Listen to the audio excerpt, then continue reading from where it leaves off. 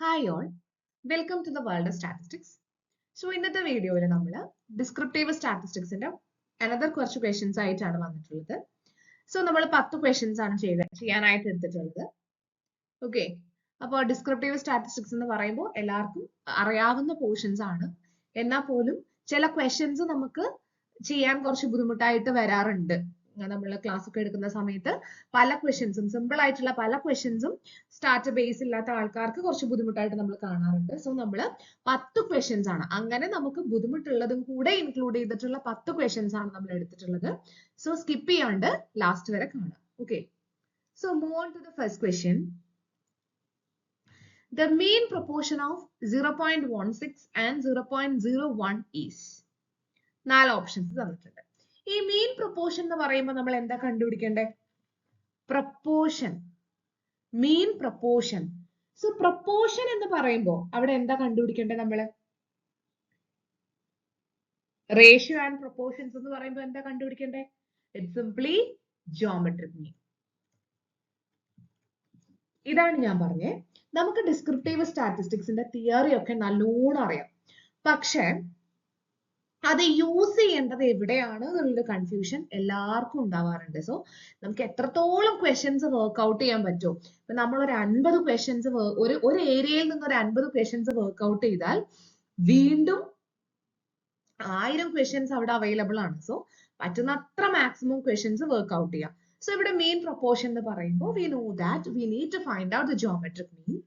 Geometric മീനിന്റെ equation എന്താ? 2 values ആണെങ്കിൽ square root of a into b, that is square root of 0.16 into 0.01. So square root of 0.16 into 0.01 ചെയ്യുമ്പോൾ എന്ത് വരും? 0.0016. That's equal to 0.04. So the answer is option D. വളരെ simple ആയിട്ടുള്ള ഒരു question ആണ്. എന്താണ് ചോദിച്ചിരിക്കുന്നതെന്ന് ഒന്ന് മനസ്സിലാക്കാനുള്ള ഒരു ബുദ്ധിമുട്ട് മാത്രമേ ഇവിടെ ഉള്ളൂ. Okay.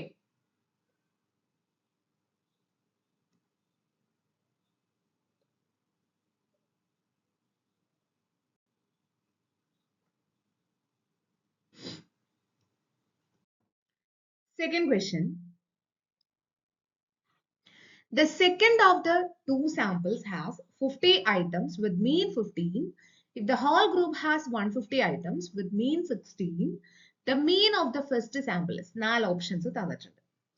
ഈ none of the above ഒക്കെ വരുമ്പോൾ പ്രത്യേകം സൂക്ഷിക്കണം കേട്ടോ, ബിക്കോസ് നമുക്ക് ആ എക്സാക്ട് വാല്യൂ കിട്ടിയില്ലെങ്കിൽ none of the above തന്നെ ആയിരിക്കും. ഓക്കെ, സോ നമുക്ക് ക്വസ്റ്റ്യനിലോട്ട് പോവാം. The second of the two samples. അപ്പൊ നമുക്ക് ഒരു കാര്യം മനസ്സിലായി, നമ്മുടെ ക്വസ്റ്റ്യനില് 2 സാമ്പിൾസ് ആണ് പറഞ്ഞിട്ടുള്ളത്. The second of the two samples. അങ്ങനെയുള്ള 2 സാമ്പിൾസില് സെക്കൻഡ് സാമ്പിളില് 50 ഐറ്റംസ് ഉണ്ട്. ഞാൻ ആദ്യത്തെ സാമ്പിളിന്റെ സൈസ് N1 എന്നും രണ്ടാമത്തെ സാമ്പിളിന്റെ സൈസ് N2 എന്നും വിളിക്കുകയാണ്. സോ സെക്കൻഡ് സാമ്പിളില് 50 ഐറ്റംസ് ഉണ്ട്. സോ സെക്കൻഡ് സാമ്പിളിന്റെ സാമ്പിൾ സൈസ് 50 ആണ് വിത്ത് മീൻ 15. അപ്പൊ അതിന്റെ മീൻ x2 ബാർ എന്ന് വിളിക്കുകയാണ്, ഇതിന്റെ മീൻ x1 ബാർ എന്ന് വിളിക്കുകയാണ്, ഈസ് ഈക്വൽ ടു 15. അപ്പൊ സെക്കൻഡ് സാമ്പിളിന്റെ കാര്യം അവർ പറഞ്ഞു കഴിഞ്ഞു. സെക്കൻഡ് സാമ്പിളിൽ 50 പേരുണ്ട്, അവരുടെ സാമ്പിൾ മീൻ 15 ആണ്. If the whole group has 150 items, അതായത് ഞാൻ ഈ 2 ഗ്രൂപ്പിനെയും കൂടെ മിക്സ്ഡ് അപ്പ് ചെയ്തിട്ട് വലിയ ഗ്രൂപ്പ് ആക്കി. ഫസ്റ്റ് ഗ്രൂപ്പ് സെക്കൻഡ് ഗ്രൂപ്പ്, ഇതിനെ രണ്ടിനെയും കൂടെ മിക്സ് അപ്പ് ചെയ്തിട്ട് ഞാനൊരു വലിയ ഗ്രൂപ്പ് ആക്കി എടുത്തിട്ടുണ്ട്. ആ വലിയ ഗ്രൂപ്പിനകത്ത് 150 ഐറ്റംസ് ഉണ്ട്. ആ വലിയ ഗ്രൂപ്പിന്റെ സൈസ് ഞാൻ N എന്ന് വിളിക്കുകയാണ്, അതിന്റെ മീൻ x ബാർ എന്ന് വിളിക്കുകയാണ്. അപ്പൊ ഈ വലിയ ഗ്രൂപ്പില് 150 ഐറ്റംസ് ഉണ്ട്, അതിന്റെ മീൻ 16 ആണ്. ദെൻ നമ്മളോട് ചോദിച്ചിരിക്കുന്നത് mean of the first sample. ഈ ഫസ്റ്റ് സാമ്പിളിന്റെ മീൻ കണ്ടുപിടിക്കാനാണ് ചോദ്യം. അപ്പൊ ഒബ്വിയസ്ലി അവിടെ ഒരു ക്വസ്റ്റ്യൻ വരും, N1 എന്താണ്? നമുക്കറിയാം 2 സാമ്പിളും കൂടെ മിക്സപ്പ് ചെയ്തപ്പോ 150 ആൾക്കാരുണ്ട്. സെക്കൻഡ് സാമ്പിൾ മാത്രം നോക്കുകയാണെങ്കിൽ അവിടെ 50 ആൾക്കാരെ ഉണ്ടായിരുന്നുള്ളൂ. സോ ഒബ്വിയസ്ലി ഫസ്റ്റ് സാമ്പിളിൽ 100 ആൾക്കാരല്ലേ ഉണ്ടാവുക. ഓക്കെ, ഇത് പല രീതിക്ക് ചെയ്യാം. ഞാൻ എല്ലാവർക്കും ചെയ്യാൻ പറ്റുന്ന ഒരു കോമൺ യൂഷ്വൽ വേ പറയാം. Actually this is related to combined arithmetic mean. Combined arithmetic മീൻ.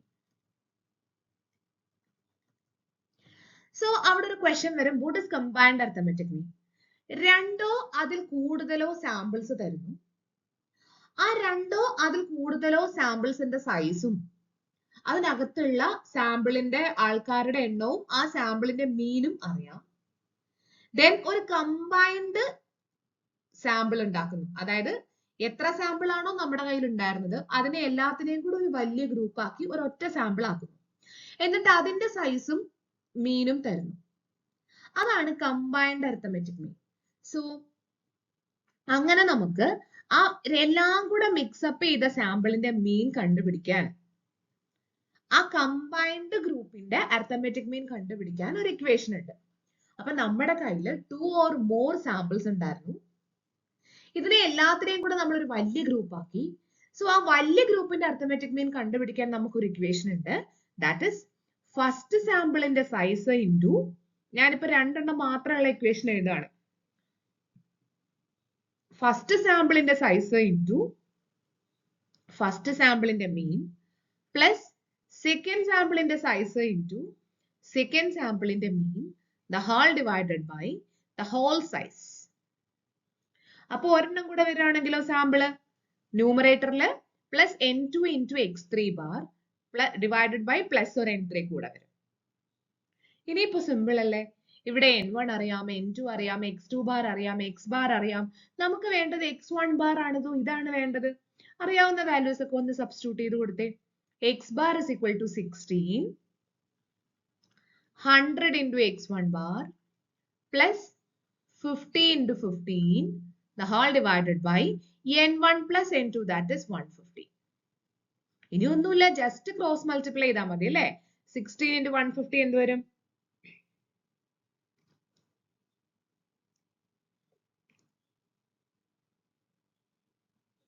എന്ത് വരും?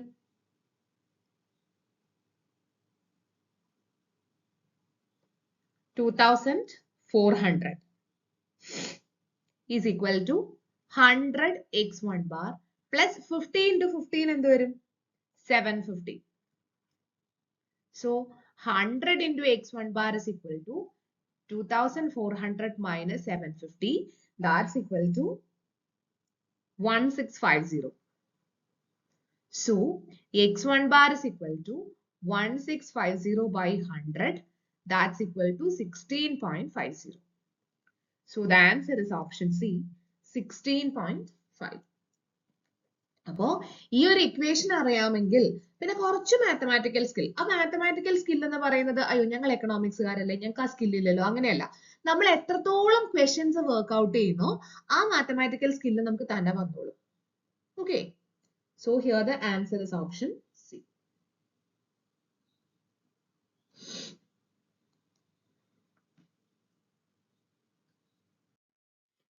Third question. For a group of 100 candidates, the mean was found to be 40. Later on, it was discovered that a value 45 was misread as 54. Then the corrected mean is. ഒരു ഗ്രൂപ്പില്, ഇതൊരു ഗ്രൂപ്പാണ്, ഇതിൽ 100 candidates ഉണ്ട്. ആ 100 കാൻഡിഡേറ്റ്സിന്റെ മീൻ എന്ന് പറയുന്നത് ദാറ്റ് ഇസ് 40. പിന്നെ കുറച്ച് കഴിഞ്ഞപ്പോഴാണ് മനസ്സിലായത് ഈ 100 വാല്യൂസിൽ ഒരെണ്ണം മിസ്റീഡ് ചെയ്തു പോയി. 45 was misread as 54. അതായത് ശരിക്കും 45 ആയിരുന്നു ഇതിലൊരു റീഡിങ്, പക്ഷെ നമ്മൾ കണക്കാക്കിയത് 54 എന്നാണ്. അങ്ങനെയാണെങ്കിൽ അത് തിരിച്ച് 45 ആക്കിയാലുള്ള മീൻ എന്തായിരിക്കും? വായിക്കുമ്പം ഇത് നമുക്ക് കുറച്ചിങ്ങനെ ഒരു അയ്യോ ഇതെന്താ ഇങ്ങനെയെന്നുള്ള തോന്നുമെങ്കിലും വളരെ സിമ്പിൾ ആയിട്ടുള്ള ഒരു ക്വസ്റ്റ്യൻ ആണ് അല്ലേ? ഇത് നമുക്ക് എളുപ്പം പറയാൻ പറ്റുന്ന ഒരു കാര്യമുണ്ട്. X bar is equal to 40, അതായത് 1/100 into summation I equal to 1 to 100 xi is equal to 40. 100 പേരുടെ മീൻ 40 ആണ്. അപ്പൊ ഞാൻ പറയട്ടെ, അതായത് ഇതിന്റെ അർത്ഥം എന്താ? ആ 100 പേരുടെ വാല്യൂ കൂട്ടിയിട്ട് 100 കൊണ്ട് ഡിവൈഡ് ചെയ്തപ്പോഴാണ് 40 കിട്ടിയത്. ഈ 100 പേരുടെ കൂട്ടിയതിനകത്താണ് അറിയാതെ 54 ആയി പോയത്. ശരിക്കും അത് 45 ആയിരുന്നു അല്ലേ? അപ്പൊ നമുക്ക് ഈ സമ്മ് മാത്രം ഒന്ന് കണ്ടുപിടിച്ചാലോ? summation I equal to 1 to 100, xi is equal to 100 അപ്പുറത്ത് പോവും. So 40 into 100, that is 4000. അപ്പോ 45 പകരം 54 വായിച്ചപ്പോൾ ഉള്ള സമ്മ് 4000 ആണ്. അപ്പൊ ഈ 54 45 തമ്മിലുള്ള ഡിഫറൻസ് എത്രയാ? 54 minus 45, that is 9. അതായത് ഒരു 9ന്റെ വ്യത്യാസം അവിടെ വന്നിട്ടുള്ളൂ. ശരിയല്ലേ? 45 was misread as 54. ശരിക്കും 45 ആയിരുന്നു അവിടെ ഉണ്ടായിരുന്ന ഒബ്സർവേഷൻ. നമ്മൾ റീഡ് ചെയ്ത് പോയത് 54 ആണ്. അതായത് ഒരു 9 ആണ് അധികത്തി വന്നു പോയത്. ആ അധികത്തി വന്ന 9 അവിടെ നിന്ന് കുറച്ചാ പോരെ ആ സമ്മിനകത്ത് നിന്ന്. സോ കറക്റ്റഡ് ടോട്ടൽ എന്ത് വരും? 4000 minus 9. That is 3991. ഇനിയിപ്പോ സിമ്പിൾ ആയില്ലേ? കറക്റ്റഡ് ടോട്ടൽ കിട്ടി. എങ്കിൽ പിന്നെ കറക്റ്റഡ് ടോട്ടൽ ബൈ 100 അങ്ങ് ചെയ്താൽ പോരെ. So corrected mean is equal to, ഇപ്പൊ നമ്മൾ 45 എടുത്തിട്ടുള്ളൂ ഈ 3991-ല്. ബിക്കോസ് ആ അധികം വന്ന 9 നമ്മൾ കളഞ്ഞു. So 3991 divided by 100. So that's equal to 39.91. So the answer is option D, 39.91. ഇങ്ങനെയുള്ള ക്വസ്റ്റ്യൻസ് ഒക്കെ ചോദിക്കാൻ നല്ല ചാൻസ് ഉണ്ട് കേട്ടോ. ജസ്റ്റ് നോക്കി വെച്ചോളാം. 39.91.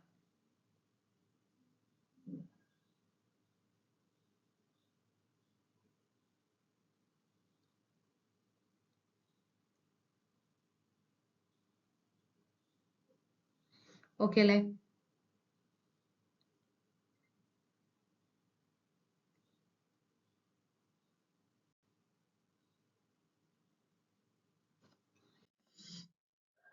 Next question. The average age of 50 students in a bus is 20 years.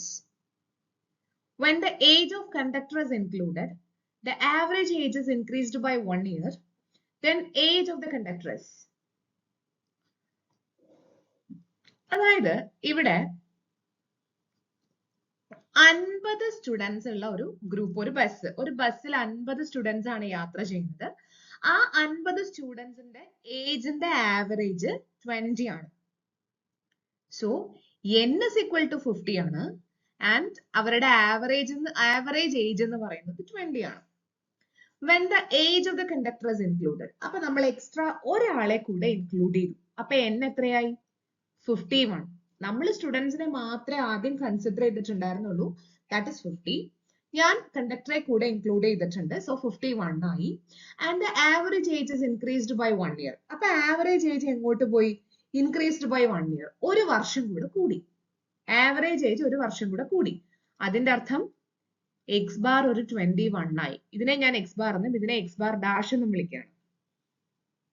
അപ്പൊ എക്സ് ബാർ ഡാഷ് 21 ആയി. അതായത് 50 സ്റ്റുഡൻസ് മാത്രം ഉണ്ടായിരുന്നപ്പോ ആവറേജ് 20 ആയിരുന്നു. കണ്ടക്ടറെ കൂടെ ആഡ് ചെയ്തപ്പോ ആവറേജ് 21 ആയി. ദെൻ ശരിക്കും കണ്ടക്ടറുടെ പ്രായം എത്രയാണ്? അതാണ് ചോദ്യം.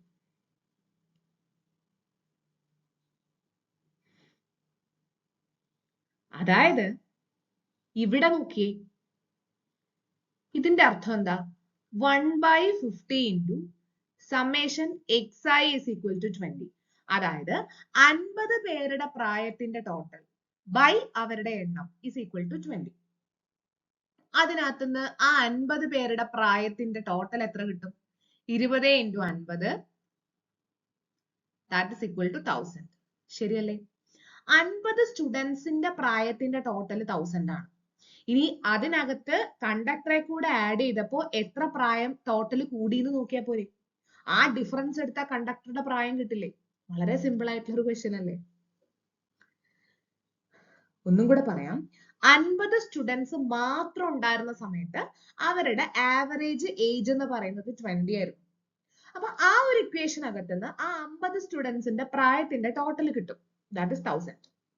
ഇനി ഞാൻ കണ്ടക്ടറെ കൂടെ ഇൻക്ലൂഡ് ചെയ്തപ്പോ ആ average age increased by 1 year. അപ്പൊ 21 ആയി. അപ്പൊ ആ കണ്ടക്ടറെ കൂടെ ഇൻക്ലൂഡ് ചെയ്തിട്ടുള്ള 51 പേരുടെ ടോട്ടൽ ഇനി എനിക്ക് കിട്ടും. അതെത്രയാ? അതായത് 1/51 summation of xi is equal to 21. അപ്പൊ ആ ടോട്ടൽ എന്ന് പറയുന്നത് 21 into 51. That's equal to 1071. അപ്പൊ കണ്ടക്ടറെ കൂടെ ആഡ് ചെയ്തപ്പോൾ ഉള്ള പ്രായങ്ങളുടെ ടോട്ടൽ 1071. കണ്ടക്ടർ ഉണ്ടായിരുന്നില്ലാത്ത സമയത്ത് കുട്ടികളുടെ മാത്രം ഏജിന്റെ ടോട്ടൽ 1000. അങ്ങനെയാണെങ്കിൽ കണ്ടക്ടറുടെ ഏജ് കിട്ടാൻ എളുപ്പമല്ലേ? Is equal to 1071 minus 1000. That is കണ്ടക്ടർക്ക് 71 ഏജ് ഉണ്ട്. 71 വയസ്സാണ് ആളുടെ പ്രായം. So the answer is option C. വളരെ സിമ്പിൾ ആയിട്ടുള്ള ഒരു ക്വസ്റ്റ്യൻ ആണ്. വിത്തിൻ സെക്കൻഡ്സ് നമുക്ക് ചെയ്യാൻ പറ്റും. 71.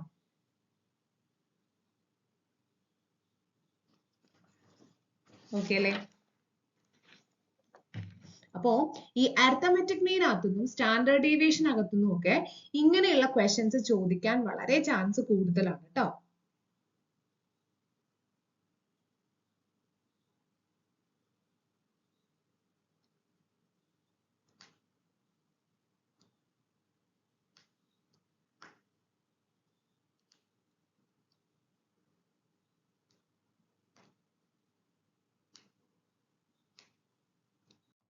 Next question. What percentage of values is greater than third quartile? Third quartile greater than ആയിട്ട് എത്ര percentage of values ഉണ്ട്? നമുക്കറിയാം quartiles എന്ന് പറയുന്നത് നമുക്ക് totally Q1, Q2 and Q3. നമുക്ക് ടോട്ടലി 3 ക്വാർട്ടൈലുകളാണുള്ളത്. നമുക്കറിയാം എൻറ്റയർ ഡേറ്റാ സെറ്റിനെ 4 ഈക്വൽ പാർട്ടുകളായിട്ട് ഡിവൈഡ് ചെയ്യുന്ന 3 പോയിന്റുകളെയാണ് നമ്മൾ ക്വാർട്ടൈൽസ് എന്ന് പറയുന്നത്. അല്ലെ? 4 ഈക്വൽ പാർട്ടുകളാക്കുന്ന 3 പോയിന്റ്സ്. അപ്പോ ഇവിടെ ഒരു 25% ഉണ്ടാവണം, ഇവിടെ ഒരു 25% ഉണ്ടാവണം, ഇവിടെ ഒരു 25% ഉണ്ടാവണം, ഇവിടെ ഒരു 25% ഉണ്ടാവണം. വൈ? ടോട്ടൽ 100% ആണ് എപ്പോഴും. ആൻഡ് ഓൾസോ ഇത് നമ്മുടെ മീഡിയൻ ആണ്. അപ്പൊ മീഡിയൻ ഇപ്പുറത്തോട്ട് 50%, മീഡിയൻ അപ്പുറത്തോട്ട് 50%. ഇനി നമ്മളോട് ചോദിച്ചിരിക്കുന്നത് തേർഡ് ക്വാർട്ടൈലിന് ശേഷം എത്ര ഉണ്ട് എന്നാണ്. തേർഡ് ക്വാർട്ടൈൽ എന്ന് പറഞ്ഞാൽ ഇത് ഫസ്റ്റ് ക്വാർട്ടൈൽ, ഇത് second quartile, that is median, and this is third quartile.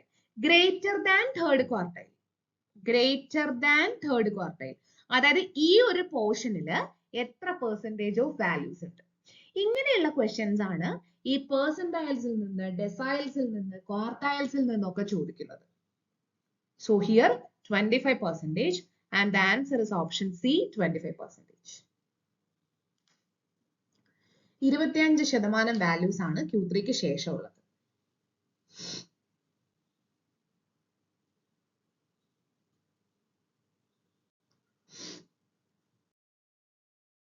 Sixth question. What percentage of values lies between 5th and 25th percentiles? 5th percentileനും 25th percentileനും ഇടയ്ക്ക് എത്ര വാല്യൂസ് ഉണ്ട്? എത്ര പെർസെന്റേജ് ഓഫ് വാല്യൂസ് ഉണ്ട്?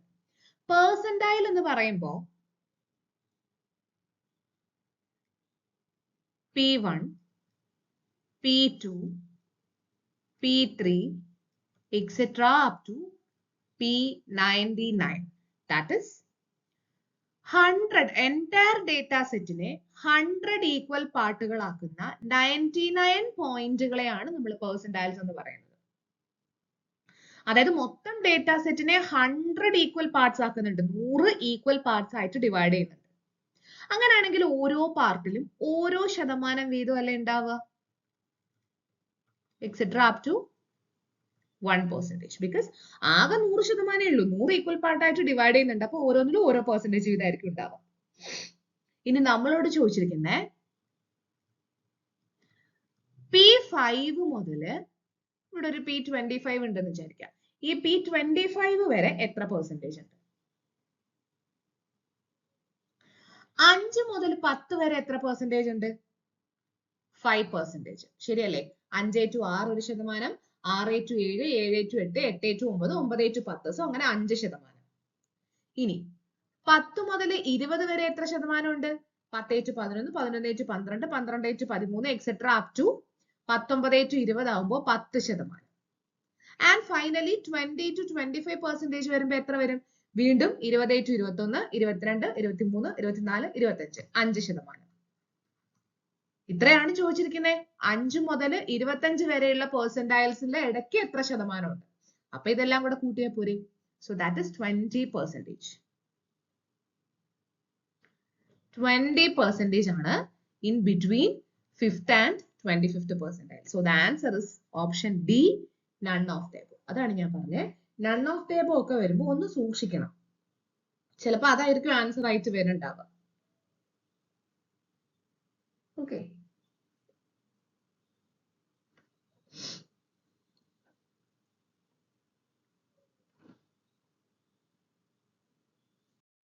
Next question. വളരെ simple ആയിട്ടുള്ള ഒരു question ആണ്. If the arithmetic mean of a set of two observations is 9 and its geometric mean is 6, then the harmonic mean of the set of observation is. അതായത് രണ്ട് observations A and B, രണ്ട് observations ഉണ്ട്. അവരുടെ arithmetic mean 9 ആണ് എന്ന് പറഞ്ഞാൽ a+b/2 is equal to 9. And also geometric mean എന്ന് പറയുന്നത് 6 ആണ്. That is square root of a into b is equal to 6. അങ്ങനെയാണെങ്കിൽ ഹാർമോണിക് മീൻ ആണ് ചോദിച്ചിരിക്കുന്നത്. രണ്ട് നമ്പർ ആണെങ്കിൽ ഹാർമോണിക് മീൻ എങ്ങനെയാ കണ്ടുപിടിക്കുക? അത് ഞാനൊരു നമ്മുടെ സ്റ്റാറ്റിസ്റ്റിക് ഇൻവെസ്റ്റിഗേറ്ററിന്റെ സമയത്ത് ഒരു വീഡിയോയിൽ ഞാൻ പറയുന്നുണ്ട്. ബേസിക്കിന്റെ ഒരു വീഡിയോയിൽ ഒരു പ്രോബ്ലം ചെയ്യുമ്പോൾ പറയുന്നുണ്ട്. രണ്ട് ഒബ്സർവേഷൻ ആണെങ്കിൽ ഹാർമോണിക് മീൻ ഒരു സിമ്പിൾ ഇക്വേഷൻ ഉണ്ട്. അത് എപ്പോഴും ബൈ ഹാർട്ട് ചെയ്ത് വെച്ചോളാം. 2ab/a+b. 2ab/a+b. ഇത് only applicable if we have only 2 points or 2 observations. രണ്ട് ഒബ്സർവേഷൻസ് ആവുന്ന സമയത്ത് മാത്രം. അപ്പൊ നമുക്ക് എ ബിയും വേണം a+bയും വേണം. ദാ a+b ഇവിടുന്ന് സുഖമായിട്ട് കിട്ടില്ലേ? a+b is equal to 9 into 2, that is 18. And also ab വേണം, അത് ഇവിടുന്ന് സുഖമായിട്ട് കിട്ടില്ലേ? ഒന്ന് സ്ക്വയർ ചെയ്താൽ പോരെ. So ab is equal to 6 square is equal to 36. അത് സബ്സ്റ്റിറ്റ്യൂട്ട് ചെയ്താൽ പോരെ. 2 into 36/18.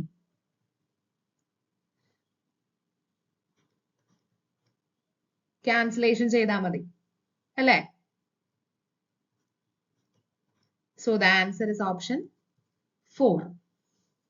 Option A, harmonic mean is equal to 4. Simple ആയിട്ട് കിട്ടും. ഇതിങ്ങനെ നമ്മൾ ഇങ്ങനെ ചെയ്ത് പഠിച്ചില്ലെങ്കിലുള്ള കുഴപ്പം എന്താ? നമ്മൾ പിന്നെ ഇരുന്ന് എയും ബിയും സോൾവ് ചെയ്ത് എയും ബിയും കണ്ടുപിടിച്ച് അത് ഇക്വേഷൻ അകത്ത് സബ്സ്റ്റിറ്റ്യൂട്ട് ചെയ്ത്, അത് നമ്മൾ ഓൾറെഡി പഠിച്ചു വെച്ചേക്കുന്ന ജനറൽ ഇക്വേഷൻ ഉണ്ട്, അതിൽ സബ്സ്റ്റിറ്റ്യൂട്ട് ചെയ്ത് ഒക്കെ വരുമ്പോഴത്തേക്ക് നമ്മുടെ സമയം പോകും. അപ്പൊ ഇങ്ങനെയുള്ള ചെറിയ ചെറിയ ട്രിക്കുകളിൽ കൂടെ പഠിച്ചു വെക്കുക. Okay.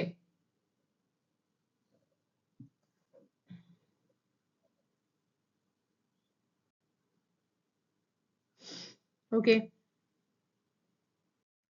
8th question. It's also very simple. The average of 2n natural numbers. The average of 2n natural numbers from 1 to 2n. അതായത് നമുക്കറിയാം 1, 2, etc. up to n ആയിരുന്നെങ്കിൽ, n നാച്ചുറൽ നമ്പേഴ്സ് ആയിരുന്നെങ്കിൽ അരിത്തമെറ്റിക് മീൻ എന്തായിരുന്നു? n+1/2. അവിടെ ഇപ്പോ n-ന് പകരം 2n ആയെന്നല്ലേ ഉള്ളൂ. So arithmetic mean is equal to 2n+1/2. So the answer is option B, 2n+1/2. Simple. അപ്പൊ എപ്പോഴും ബേസിക് ആയിട്ടുള്ള സംഭവം പഠിച്ചു വെക്കുക, പിന്നെ അതിൽ മാറ്റങ്ങൾ വരുത്തി പഠിച്ചാൽ മതി.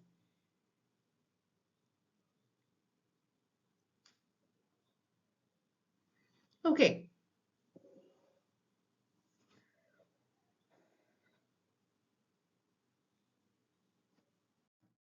Second last question. A man goes from his house to his office at the speed of 20 km/h and returns from his office to home at the speed of 30 km/h. His mean speed is. 4 options തന്നിട്ടുണ്ട്. ഇതും വളരെ simple ആയിട്ടുള്ള ഒരു question ആണ്. അതായത് ഇവിടെ distance same ആണ്. A man goes from his house. ഇത് ആളുടെ വീടാന്ന് വിചാരിക്കാം, ഇത് ആളുടെ ഓഫീസാന്ന് വിചാരിക്കാം. A man goes from his house to his office. ഹൗസിൽ നിന്ന് ഓഫീസിലിട്ട് 20 km/h പോയത്. And returns from his office to his home തിരിച്ചു വന്നത് 30 km/സ്പീഡിലാണ്. അങ്ങനാണെങ്കിൽ മീൻ സ്പീഡാണ് ചോദ്യം. ഇത് നമുക്ക് വളരെ സിമ്പിൾ ആയിട്ട് ഹാർമോണിക് മീൻ ഉപയോഗിച്ച് ചെയ്യാം. എന്തുകൊണ്ടാ? രണ്ടിടത്തോട്ടും ട്രാവൽ ചെയ്തിട്ടുള്ള ഡിസ്റ്റൻസ് സെയിം ആണ്. രണ്ടിടത്തോട്ടും ട്രാവൽ ചെയ്തിട്ടുള്ള ഡിസ്റ്റൻസ് സെയിം ആണെങ്കിൽ നമുക്ക് ഹാർമോണിക് മീൻ ഉപയോഗിക്കാം. അതാണ് നമ്മൾ ഒരു പ്രീവിയസ് വീഡിയോയിൽ ഹാർമോണിക് മീൻ എവിടെയാണ് യൂസ് ചെയ്യുന്നത് എന്നുള്ളത് ആവറേജ് സ്പീഡ് കണ്ടുപിടിക്കാൻ ഉപയോഗിക്കാം എന്ന് പറഞ്ഞിട്ട് ഒരു ക്വസ്റ്റ്യൻ നമ്മൾ വർക്ക്ഔട്ട് ചെയ്തിട്ടുണ്ടായിരുന്നു അല്ലെ? ഓർമ്മയുണ്ടാവുമായിരിക്കുമല്ലോ, നമ്മുടെ വീഡിയോ കണ്ടിട്ടുള്ള ആൾക്കാരാണെങ്കിൽ ഓർമ്മയുണ്ടാവും. ഓക്കെ, അപ്പോ മീൻ സ്പീഡ് എങ്ങനെ കണ്ടുപിടിക്കാം? ഹാർമോണിക് മീൻ ഉപയോഗിച്ച് കണ്ടുപിടിക്കാം. ഇവിടെ നമുക്ക് രണ്ട് പോയിന്റ്സേ ഉള്ളൂ, ഹൗസ് ആൻഡ് ഓഫീസ്. അങ്ങനെ രണ്ട് പോയിന്റ്സ് ഉള്ളെങ്കിൽ ഹാർമോണിക് മീനിന് തൊട്ട് മുന്നേ അല്ലേ ഞാനൊരു എളുപ്പ ഇക്വേഷൻ പറഞ്ഞു തന്നത്? That is 2ab by a plus b. എന്താ പറയാ, നമുക്ക് രണ്ട് ഡെസ്റ്റിനേഷൻസേ ഉള്ളൂ, അല്ലെങ്കിൽ രണ്ട് പോയിന്റ്സേ ഉള്ളൂ, അല്ലെങ്കിൽ രണ്ട് ഒബ്സർവേഷൻസേ ഉള്ളൂ. അങ്ങനെ രണ്ട് ഡെസ്റ്റിനേഷൻസ് മാത്രമുള്ള സമയത്ത് നമുക്ക് ഹാർമോണിക് മീൻ ആണ് യൂസ് ചെയ്യുന്നതെങ്കിൽ എളുപ്പ വഴിയിൽ ഇത് ഉപയോഗിക്കാം, 2ab by a plus b. Okay, എന്തുകൊണ്ടാണ് ഹാർമോണിക് മീൻ യൂസ് ചെയ്യാൻ പറ്റിയത്? ഈക്വൽ ഡിസ്റ്റൻസ് ആയതുകൊണ്ട്. ഓക്കെ, ഇവിടെ a എത്രയാ? That is 20 km/h. b എത്രയാ? That is 30 km/h. So that's equal to 2 into 20 into 30 divided by 20 plus 30. So 1200 divided by 50. That's equal to 24 km/h. So the answer is option A, 24 km/h.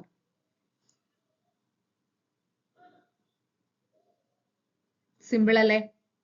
അപ്പോ നമ്മളിപ്പോ ഈ geometric mean എവിടെയാണ് ഉപയോഗിക്കുന്നത്? Proportions, ratios, growth rates, അങ്ങനെ. അതേപോലെ harmonic മീനും speed, average speed, അങ്ങനെ. അപ്പൊ അങ്ങനെയുള്ള സാധനങ്ങൾ പഠിച്ചു വെക്കുന്നത് ഇങ്ങനെയുള്ള ക്വസ്റ്റ്യൻസ് നമുക്ക് ഈസിലി ചെയ്യാനും കൂടെയാണ് കേട്ടോ.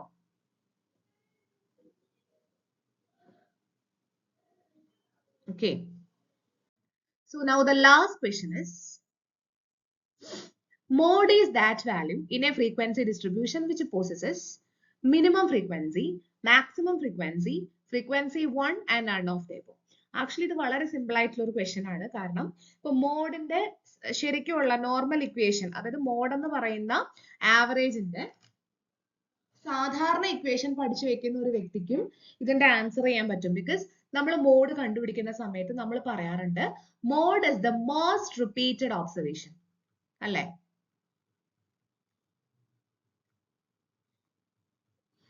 മോസ്റ്റ് റിപ്പീറ്റഡ് ആയിട്ടുള്ള ഒബ്സർവേഷൻ ആണ് മോഡ്. എന്ന് വെച്ചാൽ കൂടുതൽ തവണ വരുന്നത്.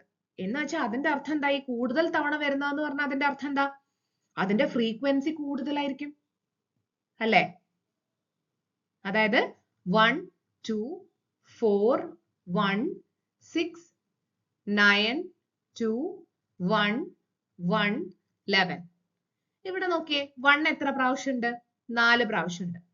2 എത്ര പ്രാവശ്യം ഉണ്ട്? 2 പ്രാവശ്യം ഉണ്ട്. 4 എത്ര പ്രാവശ്യം ഉണ്ട്? 1 പ്രാവശ്യം. then 6 ഒരു പ്രാവശ്യം, 9 ഒരു പ്രാവശ്യം, 11 ഒരു പ്രാവശ്യം. അപ്പൊ ഇവിടെ ഒബ്വിയസ്ലി നിങ്ങൾ സാധാരണ ഇക്വേഷൻ വെച്ചിട്ട് മോഡ് എന്താന്നാ പറയാ? Mode is equal to 1 because 1 occurs in 4 times. അതിന്റെ അർത്ഥം എന്താ? കൂടുതൽ തവണ വന്നിട്ടുള്ളത് 1 ആണ്. എന്ന് വെച്ചാൽ ഫ്രീക്വൻസി കൂടുതൽ 1-നാണ്. എന്ന് വെച്ചാൽ മാക്സിമം ഫ്രീക്വൻസി ഉള്ള ആളാണ് മോഡ്. മാക്സിമം ഫ്രീക്വൻസി ഉള്ള ആളാണ് മോഡ്. അതല്ലെങ്കിലും അങ്ങനെയാ. ഇപ്പൊ നമ്മളൊരു കേർവ് വരച്ചു കഴിഞ്ഞാൽ, ഞാൻ വെറുതെ അറിഞ്ഞിരിക്കാൻ വേണ്ടി പറയാണ്, ബിക്കോസ് അങ്ങനെ എന്തെങ്കിലും ഒരു ക്വസ്റ്റ്യൻ ചോദിച്ചാൽ, ഒരു കേർവ് വരച്ചു കഴിഞ്ഞാൽ ആ കേർവിന്റെ മാക്സിമം ഹൈറ്റ് ആണ് അതിന്റെ അത് വന്നിരിക്കുന്ന ഒബ്സർവേഷൻ ഏതാണോ അതാണ് അതിന്റെ മോഡ്. ഓക്കെ, അതാണ് അതിന്റെ മോഡ്. ആ പീക്ക് പോയിന്റ് വരുന്നത് എവിടെയാണോ അതാണ് അതിന്റെ മോഡ്. അതായത് മാക്സിമം ഫ്രീക്വൻസി വരുന്ന ഒബ്സർവേഷൻ ആണ് മോഡ്. അത് ഒന്ന് മനസ്സിൽ വെച്ചോ. ഓക്കെ, സോ ഇത്രയും 10 ക്വസ്റ്റ്യൻസ് ആണ് എടുത്തിട്ടുള്ളത്. ഒരുപാട് ലാഗാക്കി ബുദ്ധിമുട്ടി, മീൻസ് അത്രയും സമയം നിങ്ങൾക്ക് ഒരുവിധപ്പെട്ട ആൾക്കാർക്കൊക്കെ ഇൻവെസ്റ്റ് ചെയ്യാൻ ബുദ്ധിമുട്ടുണ്ടാവും. അതുകൊണ്ടാണ് നമ്മൾ ചെറിയ ചെറിയ വീഡിയോസ് ആയിട്ട് ചെയ്യുന്നത്. സോ എന്തെങ്കിലും ഡൗട്ട്സ് ഉണ്ടെങ്കിൽ നിങ്ങൾക്ക് ചോദിക്കാം. കുറച്ച് സീരിയസ് ആയിട്ട് പഠിക്കുക. ഓക്കെ, ഡേറ്റ് ഒക്കെ വന്നല്ലോ, കുറച്ച് സീരിയസ് ആയിട്ട് പഠിക്കുക. So wait for the next video.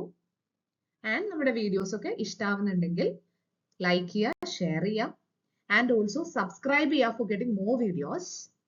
Okay, so wait for the next video. Thank you all for watching my videos.